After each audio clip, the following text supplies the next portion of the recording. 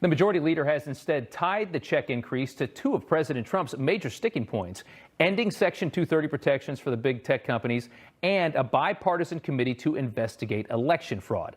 That's what McConnell and the president want. We're going to dive into all that here in just a few minutes. But before that, there was an article released this morning in The Atlantic that tells you everything you need to know about the media in this country and the people that are feeding the American people the information that they vote with.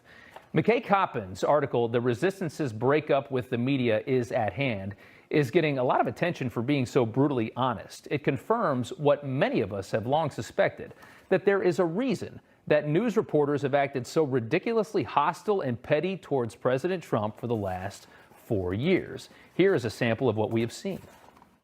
If an American president loses more Americans over the course of 6 weeks than died in the entirety of the Vietnam War, does he deserve to be reelected? Does President Trump believe that it was a good thing that the South lost the Civil War? You called yourself a nationalist. Some people saw that as emboldening white nationalists. Now people are also saying I don't know why you'd that say the that. It's such a racist There question. are some people that say that now the Republican Party is seen as supporting white nationalists because of your rhetoric. That. I mean, there's so many more. We tried to find a few of them just for you, but this has become the standard. This is the standard behavior for many reporters, behaving in a way we've never seen toward an elected president, with disdain, with hatred, with disgust.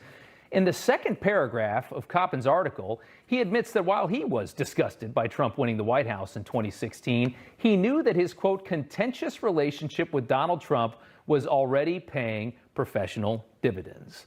That comment right there says everything. There is a huge incentive for attacking Donald Trump. There is a huge market of leftist news consumers that absolutely hate the president. We know that.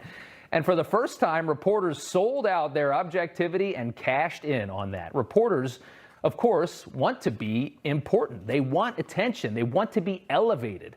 They work hard all day long, we'll give them that, and when that little camera in the press pool aims their way during the afternoon press briefing and they get a chance to create a viral moment, they are incentivized to come up with the most vile, hateful, insulting question that they can think of for President Trump or for his press secretary.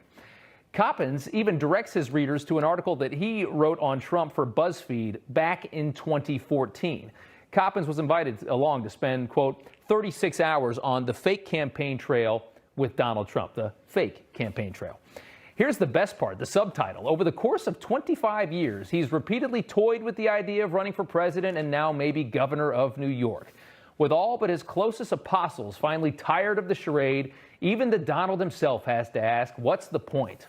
On the plane and by the pool with the man who will not be king. How dumb does this article look today? Written so confidently, wasn't it? An article full of insults toward a man that D.C. political expert McKay Coppins assures you will never be the president. It's quite hilarious. All right, in that same article, Olivia Nuzzi, another medium-grade writer for New York Magazine, who rode Trump's coattails to success, said, quote, there is a kind of temptation to satisfy the resistance with worldview-confirming reporting chum. It didn't really require any special bravery to report honestly and critically on Donald Trump. New York Magazine reporting honestly and critically on Donald Trump. There was nothing honest about any of this. It was a nonstop assault for 4 years, incentivized by a globalist liberal audience out for blood against a president that threatened their entire warped view of America's place in the world. These people seriously can't see how ridiculous they sound writing this stuff, saying the things they say. It is astonishing. They think that they are heroes. They actually think in their minds that Donald Trump is a fascist dictator and that they are the brave journalists who led the resistance against them. This is how they romanticize their lives. It's quite pathetic. In reality, the Obama administration, their hero, was far nastier toward contentious reporters. They just rarely saw any. Everybody kissed their butt. The Obama administration seek to destroy Fox News reporter James Rosen just for publishing leaked information about North Korea. They spied on him. They seized his emails by invoking the Espionage Act. That is a huge deal, just to go after somebody for releasing information that somebody in the government gave them. Over at CNN this past weekend, a Brian Stelter-hosted panel analyzed just how awful the Trump administration was to the always fair and always objective CNN. Take a listen. Trying to accomplish, Brian, is move the United States in the direction of what I describe as state-supported media. The degree of scrutiny that he would place on CNN was, I think, pretty unique. The network with the sole intent to destroy Donald Trump, that sold 30 years of credibility down the drain to take down one president, now pretending they've always been objective and were shocked when Trump lashed out at them. You can't make this up. I mean, it's too good. Here's CNN's chief White House Trump attacker, Jim Acosta, using a question to allege that the president will be committing treason. Can you pledge to the American people that you will not accept any foreign assistance in the upcoming election? There you go. They always use a question, just like asking the president every day to denounce white supremacy. That's a tactic. You're going to ask a question that alleges something terrible, and you're going to ask it a lot, and it paints a picture. Here's Acosta sparring with Trump and then refusing to give the microphone back and putting on a nice little show for the bloodthirsty crowd over at CNN. That's enough. That's Mr. enough. President, I That's was going enough. to ask one of the other folks. That's enough. Pardon me, ma'am. Mr. Excuse President. me. That's enough. You remember that one? You felt bad for the girl, and she didn't know what to do. But you'll see right here a much different Jim Acosta 5 years ago asking Barack Obama a question.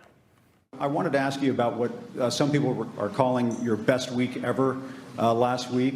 You had two Supreme Court decisions supportive of the Affordable Care Act and of gay rights. You also delivered a speech down in Charleston that was pretty warmly received. It seems that you've built up some political capital for the remaining months of your presidency. I'm curious how you want to use it. Can you see the difference? Excuse me, President Obama, Jim Acosta here. What makes you so awesome? Why are you so great? Can you tell us a little bit more about why you're such an amazing guy? Can we hang out sometime? It's a good thing for Acosta that he kissed Obama's butt so well. The administration never had to invoke the Espionage Act against him.